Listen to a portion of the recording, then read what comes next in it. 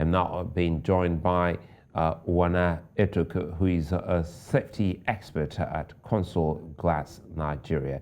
Well, Mr. Etoku, good to see you, and thanks for your time.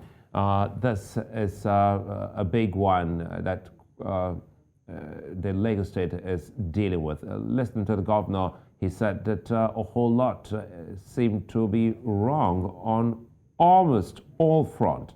Take us through some of the key concerns as an expert here. Yeah, good evening, viewers. Just like what the governor said, I just want to run through from the safety perspective and professional perspective.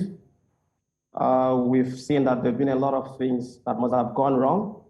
And we know that in Nigeria, we're always very, very reactive instead of being proactive. Incidentally, this happened about 72 hours ago. And up till now, we've not been able to complete the rescue mission. However, we'll start with the consequences or the causes first before we get into the consequences. When we look at the root causes of this, there are a lot of factors and there are a lot of things that must have gone wrong.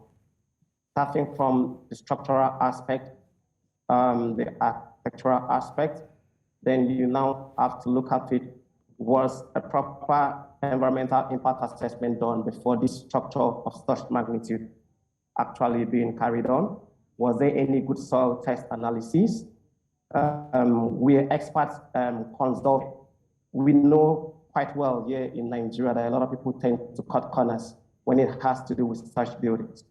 So from the safety perspective, we know that Lagos State has actually tried, and there have been something like Lagos State Safety Commission, where these guys actually carried along.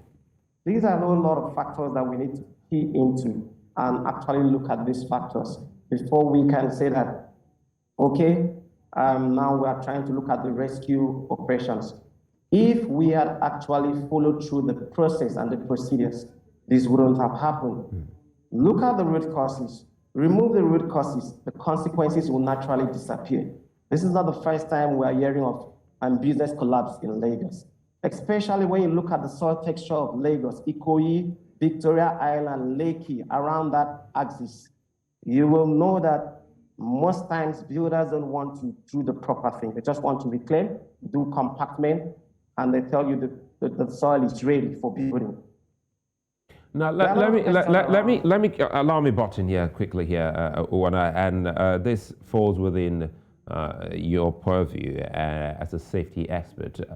The governor has just told Lagosians and Nigerians that there wasn't any manifest on site. Tell us how important this is, because people are still trying to hazard a guess about the figures of or the number of people on site before that incident. For me, this is a very serious contravention, both from the developer and from the client. I can bet you if you continue with the investigation, just like what His Excellency has said, you'll find out that in that particular building, there might be no safety professional that was assigned to ensure that the right thing is being done. So when you look at the root cause, from the inception, the right thing wasn't done. Here we are trying to look at for how to actually amend the consequences. If we get it right at the first step, then this wouldn't have happened. A few years ago, there was similar stuff in Lagos Island. 3 years ago, there was a similar stuff, and we came up with the blueprints. This is what we are going to be doing. But did we follow through the blueprints? These are the silent questions we need to ask. From the professional point of view,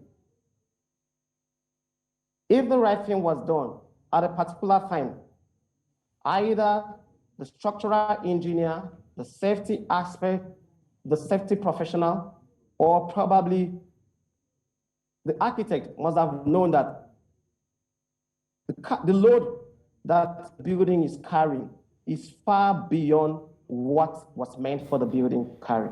So before I let you go, again, I come back to the aspect of safety, and it has to do with having an HSE expert on site that should have been able to raise a red flag when he or she discovers any hazard. So tell us what you think, because at the moment, no one has said anything about such a an expert being on site? You see, we tend to neglect safety.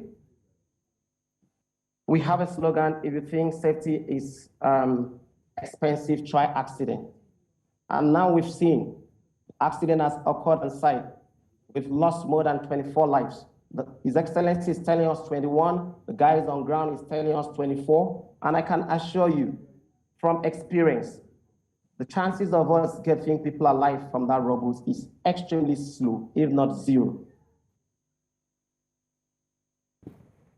So if we had done the right thing, we will not be sitting down here discussing how to ameliorate the consequences. So this takes me back as a professional, and we continue to advocate. The right thing must be done. Safety professional must be given the right tools to work with, and they must be recognized when it has to do with construction safety.